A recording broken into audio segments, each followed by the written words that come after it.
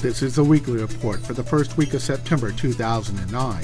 State Meteorologist Ben Nelson provides an update on current weather hazards and a look into the tropics going into the Labor Day weekend. As we near the historical peak of the Atlantic hurricane season, we already have a lot of tropical moisture in place over the Florida Peninsula, and this weather pattern is probably going to persist through the Labor Day weekend. Behind me you can see the water vapor image, and you can clearly pick out the wind flow here, bringing in all this tropical moisture across the Florida Peninsula, and in particular northeast Florida has had quite a bit of heavy rainfall over the past couple of days. So those areas right now under a flood watch until Wednesday evening here in coastal northeast Florida.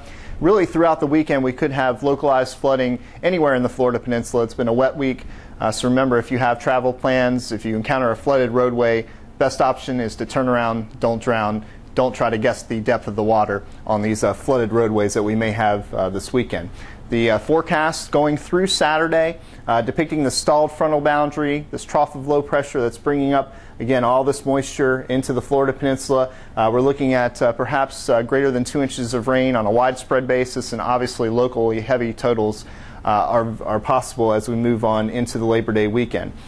In the tropics, again, we're nearing the peak of hurricane season. Fortunately, we only have Tropical Storm Erica to deal with, but we'll be looking again for potential development along this frontal boundary that likely won't impact Florida.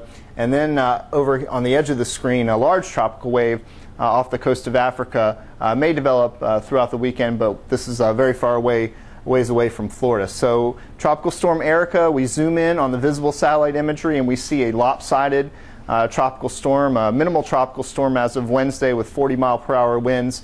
And again, all of this heavy thunderstorm activity is not located at the same place where the center is estimated at this point. So when we have a lopsided system, we know that rapid intensification is unlikely, at least in the next couple of days. But there is a lot of uncertainty leaning forward with this tropical storm into the Labor Day weekend. Again, Erica centered very close to the Lesser Antilles and is going to have to progress through some hostile wind shear in the vicinity of Puerto Rico and the Lesser Antilles over the next couple of days. The computer models are all over the place, as you may expect with a disorganized system such as Erica.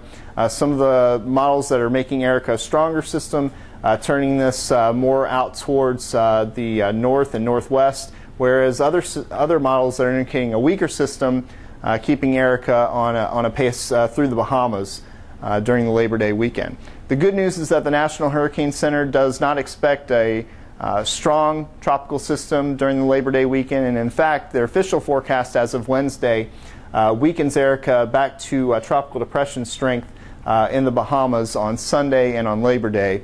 But again, keep in mind that intensity forecasting, the most difficult part of this whole hurricane forecast process.